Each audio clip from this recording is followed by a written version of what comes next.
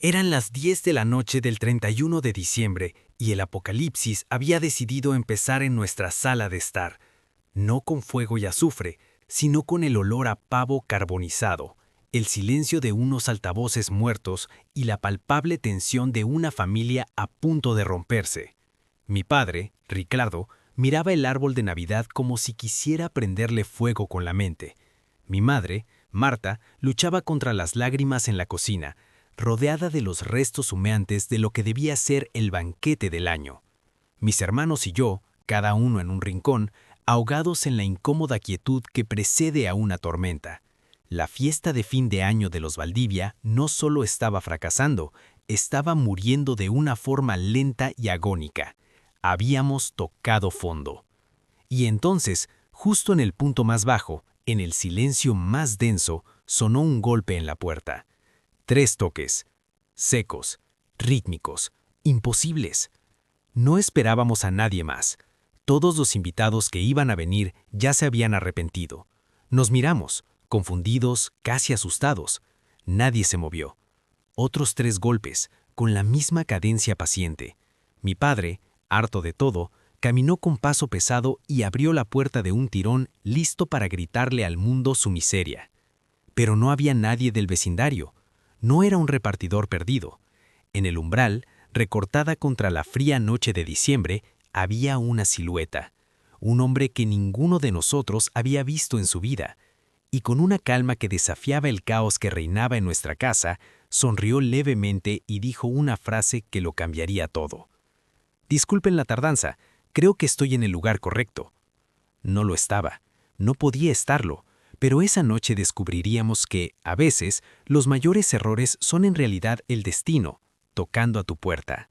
Para entender la magnitud de lo que ese hombre hizo, primero deben entender el abismo en el que nos encontrábamos. La idea de la fiesta había sido de mamá, de Marta, un intento desesperado por pegar los pedazos de una familia que se comunicaba a través de portazos y monosílabos. Quería recrear las fiestas de su infancia, llenas de risas y música. Papá, Ricardo, se había opuesto desde el principio. «Es mucho gasto, Marta. ¿Para qué, si al final siempre terminamos discutiendo?» Era un profeta del pesimismo, y esa noche parecía que sus profecías se estaban cumpliendo con una precisión aterradora.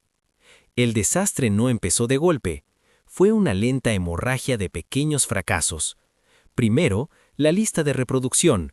Mi hermana Sofía, de 17 años, había creado una playlist supuestamente moderna y para todos, pero un fallo del sistema la había bloqueado en un bucle infinito de éxitos pop de 2008. Britney Spears sonaba por 8ª vez cuando el altavoz principal soltó un chispazo y murió con un gemido electrónico. Luego, el pavo. Mamá, distraída por una llamada de la abuela llena de quejas, lo olvidó en el horno. El olor a funeral avícola impregnó cada rincón de la casa, un aroma que encajaba perfectamente con el ambiente. Las pocas amistades de mis padres que se atrevieron a venir, llegaron, vieron el panorama, el silencio incómodo, las miradas asesinas entre mis padres, mi hermano Leo de 15 años jugando a un videojuego con el ceño fruncido, y se excusaron con migrañas repentinas. A las 9:30 estábamos solos. Una familia de 4, náufragos en una isla de decoraciones festivas y resentimiento. Fue entonces cuando la discusión principal estalló. «Te lo dije, Marta, una idea ridícula. Siempre quieres aparentar algo que no somos». «¿Aparentar?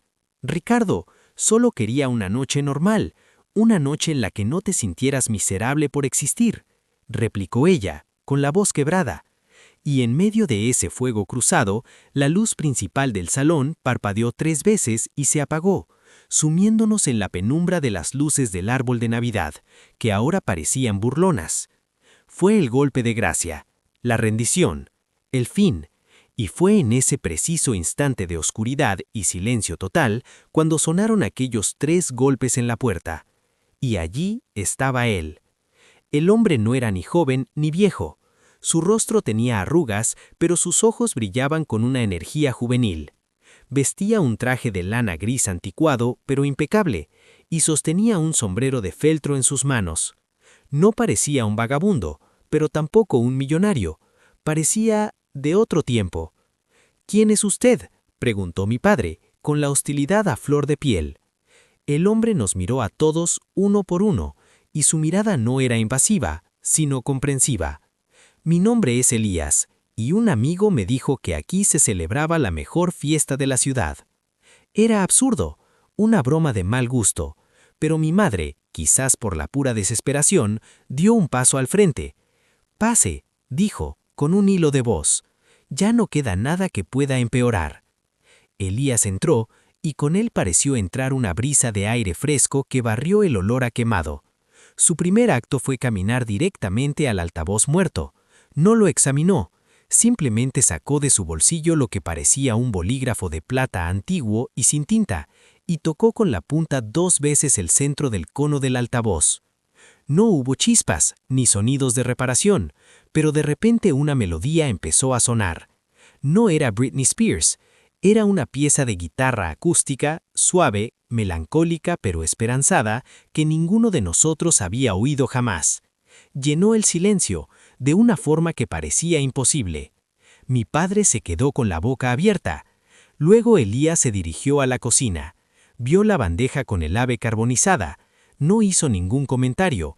Simplemente pidió a mi madre un cuchillo afilado y de un pequeño estuche de cuero que llevaba en el cinturón, sacó un salero y un pimentero de madera oscura. Con una destreza de cirujano, empezó a cortar el pavo. Descartó las partes insalvables y las que quedaban las roció con sus especias. El aroma que surgió era increíble, humado, herbal, delicioso. En menos de 5 minutos había transformado un desastre culinario en una bandeja de delicias que parecían sacadas de un restaurante de lujo. La comida, como las personas, rara vez está arruinada del todo. Solo hay que encontrar las partes buenas. Se acercó a mi hermana Sofía, que miraba con frustración su vieja guitarra acústica, abandonada en un rincón con una cuerda rota. «Un instrumento triste», comentó. Sofía resonó. La cuerda se rompió. Elías tomó la guitarra. No intentó cambiar la cuerda, simplemente deslizó sus dedos por las otras 5, ajustando las clavijas mientras tarareaba una melodía extraña. De alguna manera, con solo 5 cuerdas, consiguió que la guitarra sonara completa, armónica e incluso mejor que antes. A veces no se trata de reemplazar lo que se ha perdido, sino de crear una nueva armonía con lo que nos queda. Finalmente, se sentó junto a mi hermano Leo, que seguía absorto en su móvil. No le pidió que lo dejara, simplemente miró por la ventana.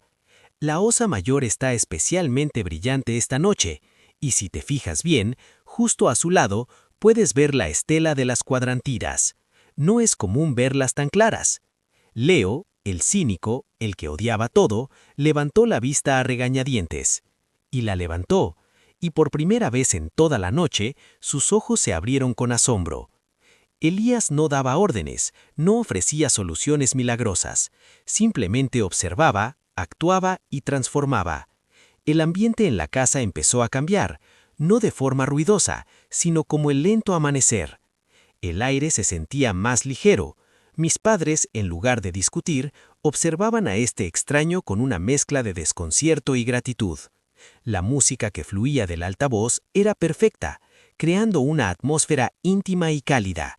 Y lo más extraño de todo es que de repente la casa ya no se sentía vacía. El cambio fue tan sutil que casi no nos dimos cuenta de cuándo ocurrió.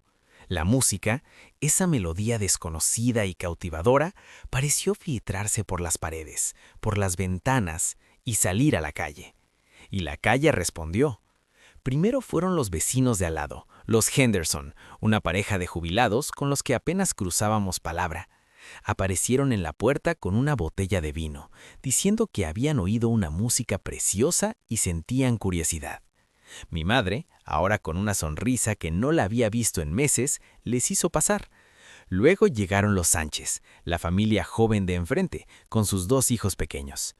«Nuestra fiesta es un aburrimiento», dijo el padre, «y la suya suena increíble».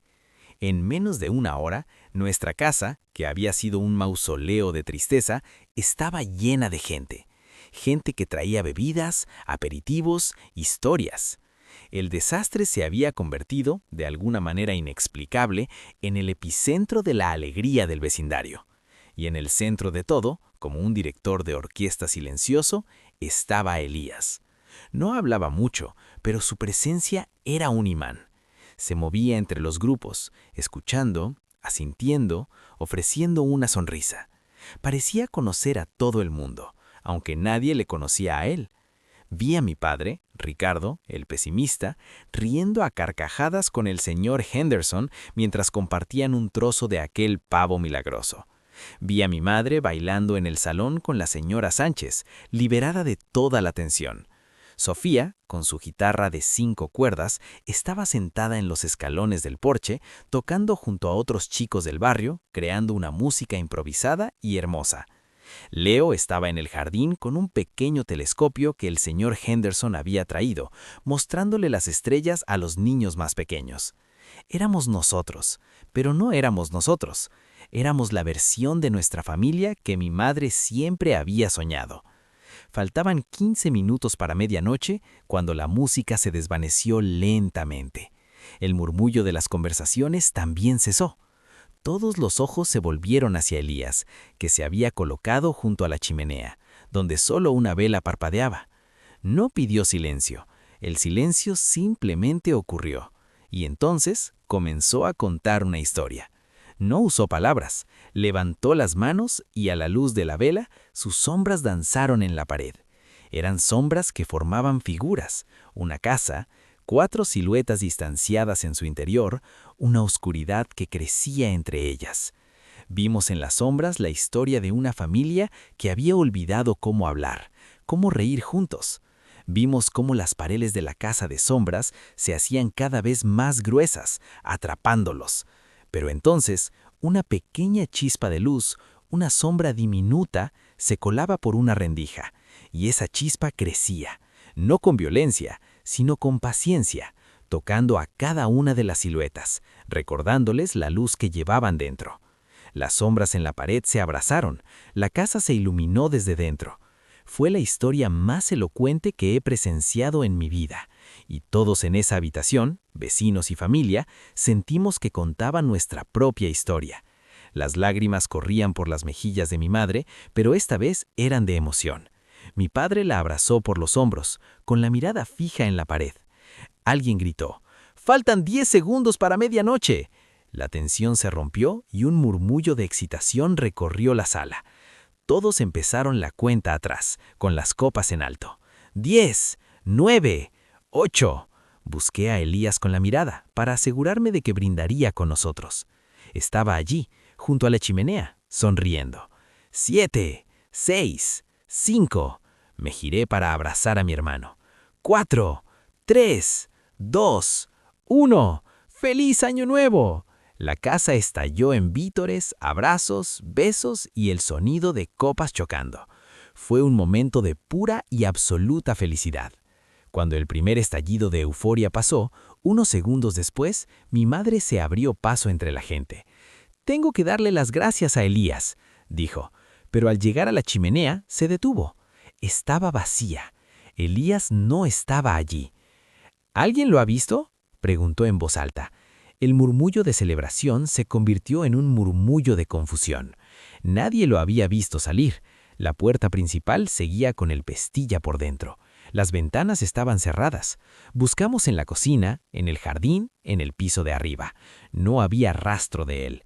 Simplemente se había desvanecido en el exacto instante en que el Año Nuevo había nacido. La fiesta continuó hasta las primeras horas de la madrugada, pero la pregunta flotaba en el aire. ¿Quién era Elías? Las teorías iban desde un actor contratado por algún bromista hasta un ángel guardián. Nunca encontramos una respuesta. Su misteriosa desaparición solo añadió una capa más de leyenda a una noche que ya era inolvidable. Pero lo más importante no fue el misterio de su identidad, sino el legado que dejó atrás. La mañana del 1 de enero, mientras recogíamos los restos de la fiesta, la casa se sentía diferente. El silencio ya no era tenso, era pacífico. Mis padres hablaban en la cocina, no sobre problemas o facturas, sino sobre la noche anterior, riendo. Sofía y Leo estaban ayudando sin que nadie se los pidiera. Algo se había reparado, algo más profundo que un altavoz o una cena. Fue Leo quien lo encontró. Sobre la repisa de la chimenea, exactamente donde Elías había estado de pie, había un objeto que no nos pertenecía. Era un viejo reloj de bolsillo de plata, opaco por el tiempo. No funcionaba. Las manecillas estaban congeladas para siempre en las 11:59. Con cuidado, mi padre abrió la tapa trasera. Dentro no había engranajes, ni resortes, ni el intrincado mecanismo de un reloj. Solo había una superficie lisa de metal pulido y en el centro un grabado minúsculo y exquisitamente detallado. Era un dibujo de nuestra casa, no como era, sino como debería ser, con volutas de humo saliendo alegremente de la chimenea y luces cálidas en cada ventana. Nunca supimos quién fue Elías, un viajero del tiempo, un espíritu benevolente o quizás simplemente un hombre que sabía exactamente dónde se le necesitaba y cuándo. No importa, porque no fue él quien salvó nuestra fiesta o nuestra familia. Él solo nos recordó cómo salvarnos a nosotros mismos. Nos enseñó que el desastre a menudo es solo una cuestión de perspectiva, que lo que está roto puede crear una nueva melodía y que la mejor luz es la que encendemos juntos en la oscuridad. El desastre no había sido el pavo quemado, el verdadero desastre era la familia en la que nos estábamos convirtiendo, y ese extraño, ese bendito extraño, llegó justo a tiempo para cambiar el final de nuestra historia. La historia de Elías se convirtió en una leyenda en nuestro vecindario, un recordatorio anual de que la magia a menudo se esconde en lo inesperado. Nos hace preguntarnos cuántas veces hemos estado al borde de un milagro, pero hemos estado demasiado ocupados lamentando el desastre para abrir la puerta. Quizás todos tenemos un Elías esperando en nuestro umbral, una oportunidad imprevista para reescribir nuestro guión cuando todo parece perdido. La pregunta es, si llamara a tu puerta en tu peor momento, ¿le dejarías entrar? Me fascina pensar en estas anomalías, en estas grietas en la realidad que nos dejan historias como esta. ¿Alguna vez has vivido una noche que desafió toda explicación lógica? Un evento que comenzó como un fracaso y se transformó en algo legendario gracias a un giro del destino o a una persona misteriosa. Comparte tu historia en los comentarios. Me encantaría leerlas, porque en esos relatos se esconde la verdadera magia de la vida. Si te gustan los misterios que se ocultan en lo cotidiano, esas narrativas que te hacen dudar y maravillarte a partes iguales, te invito a suscribirte a este canal y a activar la campana. Cada semana exploramos un nuevo enigma, una nueva historia que demuestra que el mundo es mucho más extraño y maravilloso de lo que parece. Gracias por acompañarme en la historia de la familia Valdivia. Hasta la próxima.